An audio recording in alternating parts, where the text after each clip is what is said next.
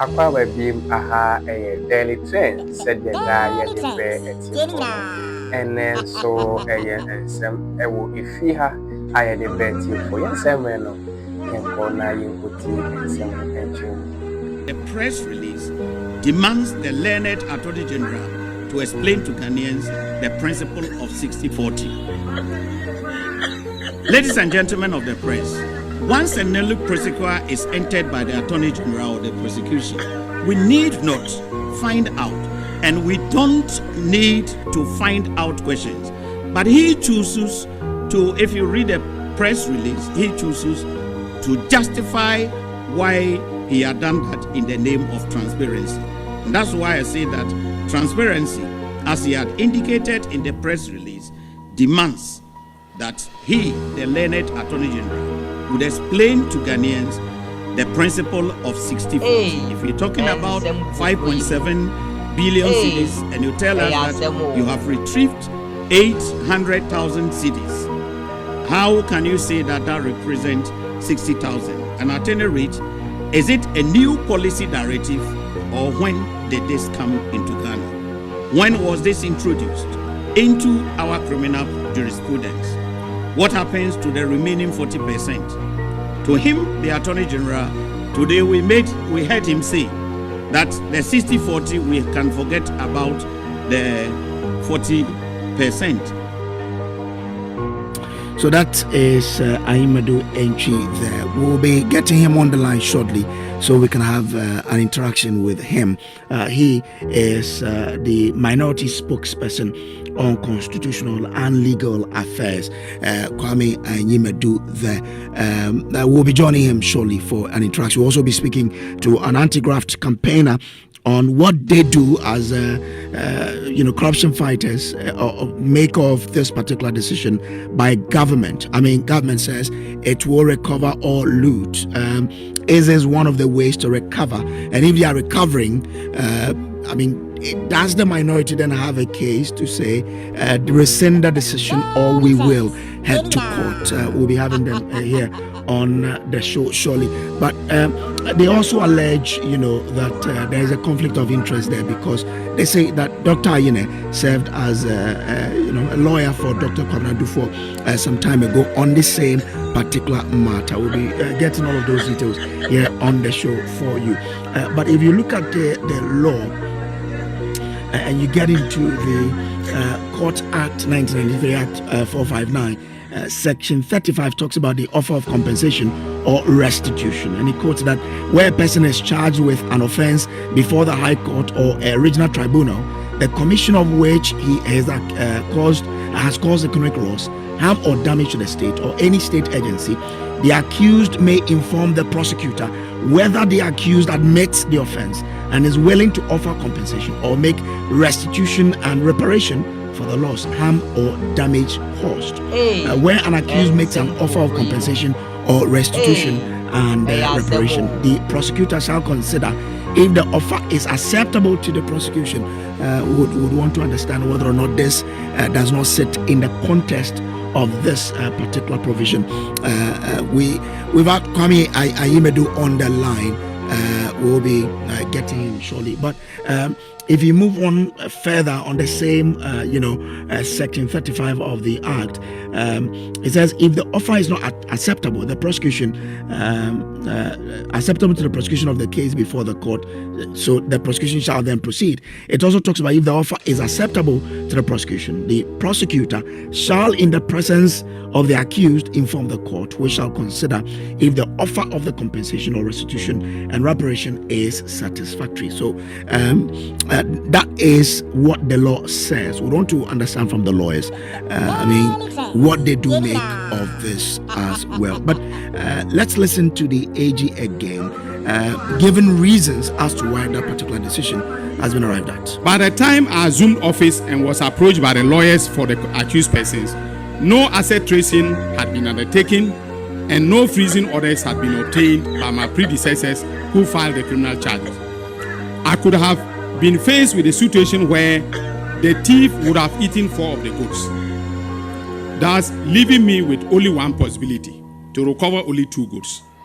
In other words, assets depreciate Lastly, in respect of the case at hand, 100% recovery was not possible and a conviction was not guaranteed.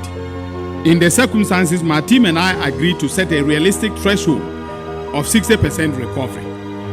We recovered 824 million worth of assets, which will be handed over to the state, and established a structured pathway for recovering the additional 1.2 billion Ghana cedis through the civil, process. And these are monies that are being held by third parties that owed Unibank, including, for instance, and I think that this is very important, contractors owed Unibank at the time that it was placed in administration 2.9 billion Ghana cedis. Unibank made overtures to the state to say, look, the Minister of Finance, pay the contractors and let the contractors, because they will be paid through our bank, we can take the 2.9 billion and we can satisfy our books will, improve, and we can stay afloat as a bank. The then Minister of Finance flatly rejected that and put and with the help of the Bank of Ghana, put Unibank into the situation in which we find ourselves. Was to set a recovery threshold, and that's what they've done. What is wrong about this when the law gives or accepts this kind of arrangement to be made? All right, thank you very much. It is not the case that recoveries are bad. As a prosecutor, if you are dealing with $5 crime, it is your expectation that even if you get conviction, you need to recover the cost of that crime. Now, in this particular case, the Attorney General has told them that it's a decision that if you are able to refund 60%, you be forgiven 40%. That is where the problem lies. If, for example, the Attorney General has said that after considering the fact and looking at the circumstances of the case, that accused person had taken the advantage, or they decided to take advantage of Section 35 of the False Act, or in the alternative, take advantage of the Plea Bargaining Act. That would have been different. But in a situation whereby if accused persons, they have not been convicted, nothing of that sort, in a statement the AG should say they are also not guilty, but they are making a refund of 60%, and based on that, the state should assess. During our time, there wasn't any state location where we entered entry because an accused person had agreed to refund 60% of the cost of the crime. Because in this particular case, there's even no actual recovery in terms of cash. As that we corrected, we are told that 800 million are in assets. We are also told that the remaining amount will be recovered by Dr. and his team because other people owe them. So when they recover those amounts, they will add it and they will get everything. And so, if I were sitting in the shoes or in the seat of the Attorney General, I will not in any way enter NP based on such proposal. Because from what we are reading, it appears that accused persons in this particular case have more than one to offend the state. But his argument that, at the time when this whole decision was taken to press charges against Governor Dufour, his lawyers came to the government to say, we are owed by government contractors who are working for government up to the tune of some 2.9 billion cedis. And therefore, government could give us some time to recover all of these monies. Was that not a strong reason enough for government to have looked at how to sustain the bank? And therefore, the bank says, or the AG says, because of that, because contractors that owe the government were owing the bank, we could then listen to their decision to say, let's pay 60% of it. You still say that all of that reason is not strong enough for the government to agree to the 60%. this is what the AG is saying. I cannot confirm. I cannot confirm that the Finance Minister was told that 8.9 billion was with government contractors, and for that matter, if those monies were paid, they declare their balance sheet but as prosecuted.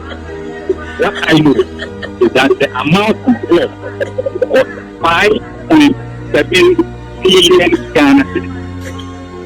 5.7 billion Ghana. So granted, there was only 2.9 billion. How much was that? And who was going to pay the remaining amount? Today we are told that it's not 5.7 billion, or rather 3.3 billion. That's a 60% of the amount, right? That the receiver who went through the books and who was appointed by the Bank of Ghana after painstaking effort with these billions. What has changed? That now, I don't know the report involved in this new computation, that suddenly